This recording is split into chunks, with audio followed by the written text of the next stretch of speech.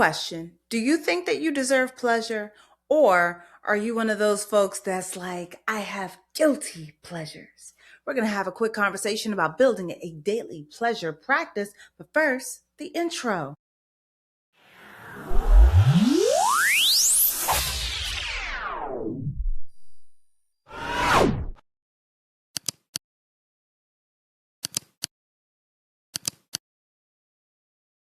And welcome back to another episode of the Daily Donna with me, your host, Dr. Donna Oriowo, sex and relationship therapist in the Washington, D.C. metro area, author of Drink Water and Mind Your Business, a Black Woman's Guide to Unlearning the BS and Healing Self-Esteem.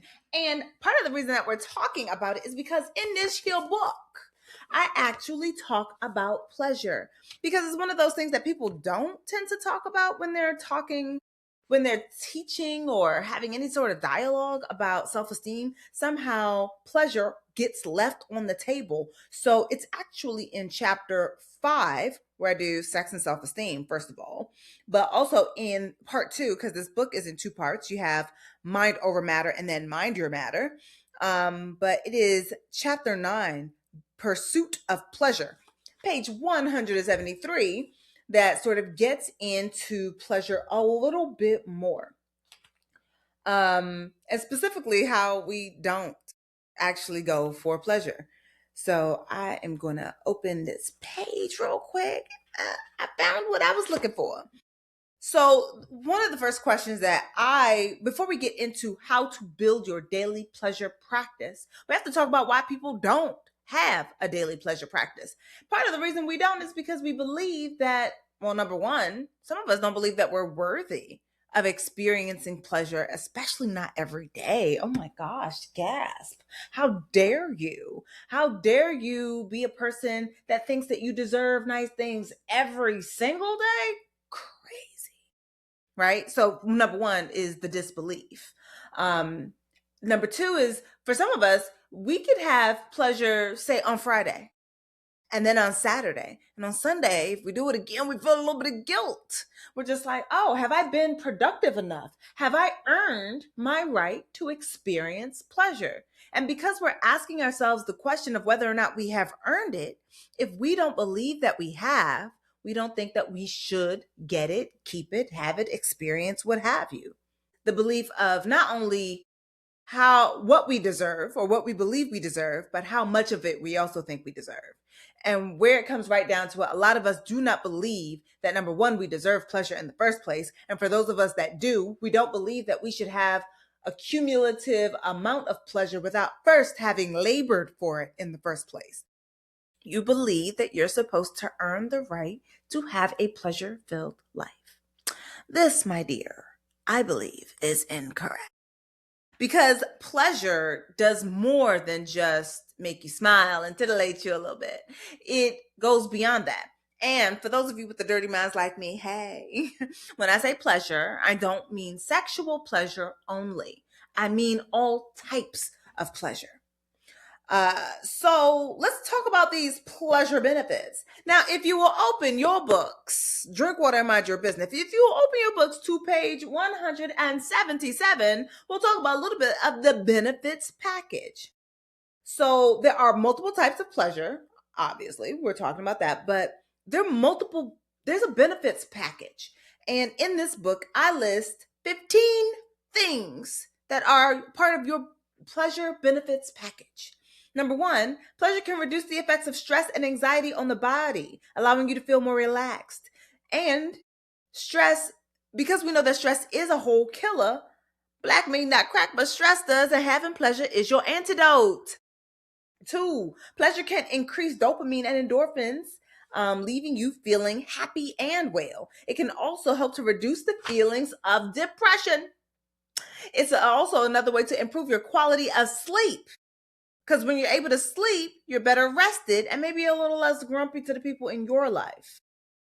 I'm going to be skipping around a little bit. Oh, my favorite one.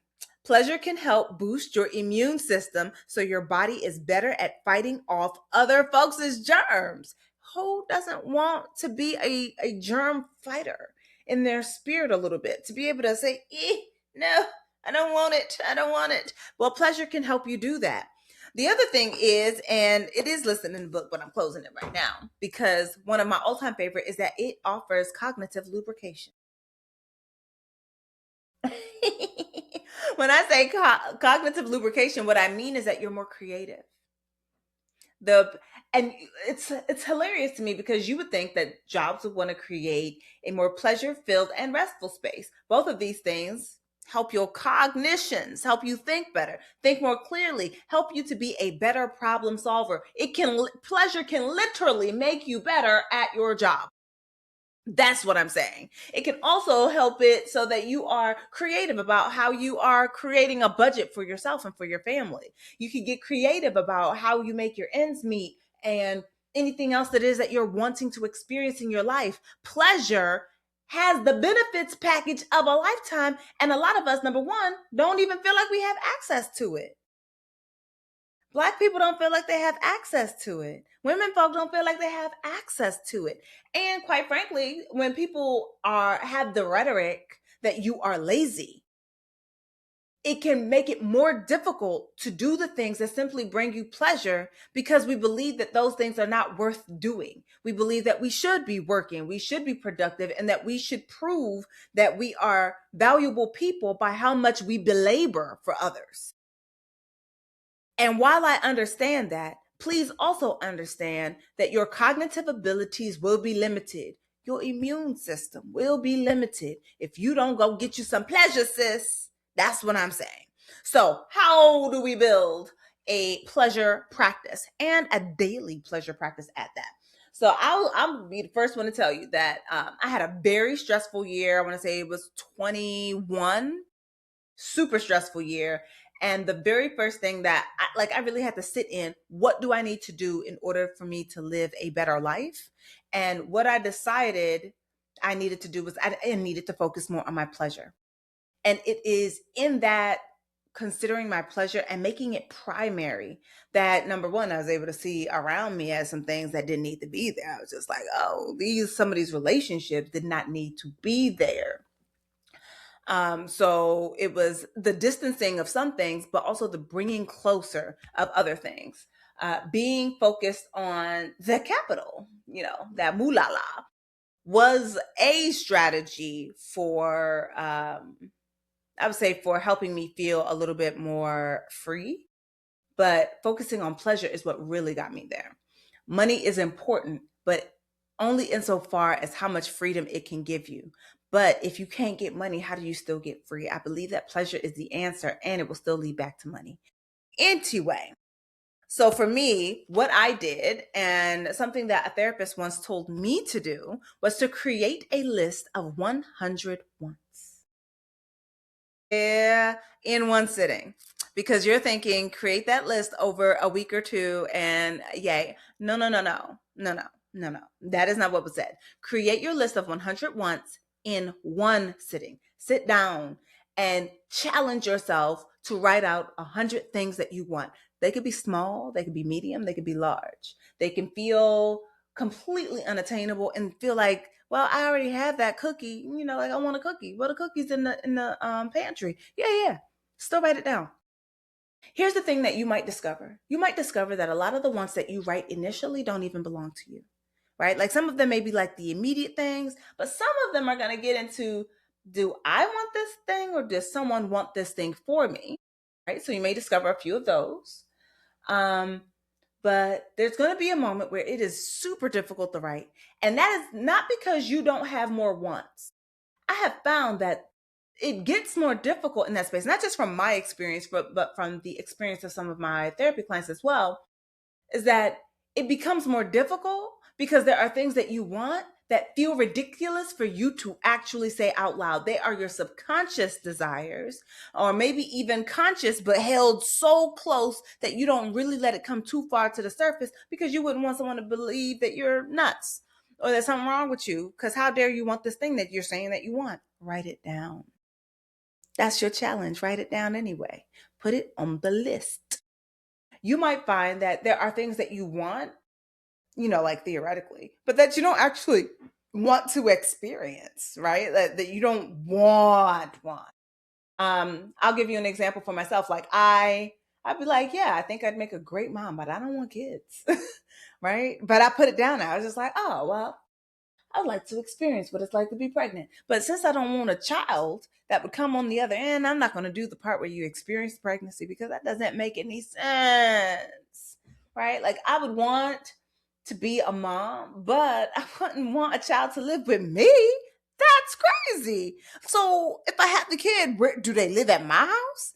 That doesn't even make any sense. Why would they live here? Right? So it means that I you can have a want, right? Sometimes we have a desire in here, but we don't want to live it with our bodies. We just have it in our minds. And it's okay for you to be able to not only write it, but to be able to distinguish the difference between some of the desires that we have in our minds that we don't actually want to experience in our lives. Now, maybe writing that list of 100 is a little too much for you for right now. That's okay. Here's a second way that I help people to get to the root of what it is of that pleasure making experience. And I would say start off with, what do you know about you? Right? A pleasure list, your pleasure list can't be my pleasure list. You can't create a list based off the things that I find to be most pleasurable or what your friend, your mom, your dad, somebody in your life, you can't create your pleasure list from that. You have to create your pleasure list from you. Because the thing that brings them pleasure might be, I don't know, peanut butter and jelly sandwiches, but only on rye bread, right? But you're allergic to peanut butter. If you ate that thing, you wouldn't experience pleasure. You likely experience anaphylactic shock, right? So, what brings pleasure to one person doesn't necessarily bring pleasure to you. You have to figure out what brings pleasure to you for you by knowing you. That is why I say self concept helps us to build that self esteem. And in this case, self concept can help you have more confidence, self confidence, which is not the same thing as self esteem. But it can make you feel more confident in yourself because confidence is often related to competence. So when you know things and when you feel competent enough to do something about it, right now we're talking about you getting a better study of you. Because it's the one thing for us to build up a capacity for the BS in life. And I think that a lot of us have it. It is another thing entirely to build up a pleasure capacity. You deserve more than strife, sweetheart. So, what do you know about you? How do you experience pleasure in your body? When something is going really well, what happens in your body? Do you feel light? Do you feel heavy? Do you feel it in which limbs? Like sometimes people feel a giddiness in their upper area, but they may also notice like this weight of dread in their belly because they're also anticipating the other shoe dropping. But tell me about those light giddy spaces, right? Maybe you feel effervescent and delightful and joyful, right? And you feel it in your face and in your neck. Write it down, map it out, learn your body and what your body has to say about the way that you experience pleasure. Now, if you get the book, you will do that, right? We do that in Drink Water and Mind Your Business. I'm just saying, yay. Okay. And then the next piece is to put it on the schedule. Here's what I know. A lot of y'all do what's on your schedule. If it's on there for you to do, you will do it. If it's on your to-do list for you to do, you will do it. Put it on the schedule. Make it part of your lunch hour every day. Because here's another thing I know. Most people have a job that gives them at least a 30-minute to 1 hour break. I'm saying take it. Go eat your food, enjoy your food, and figure out something that you can do in the other 30 minutes that brings you a sense of pleasure.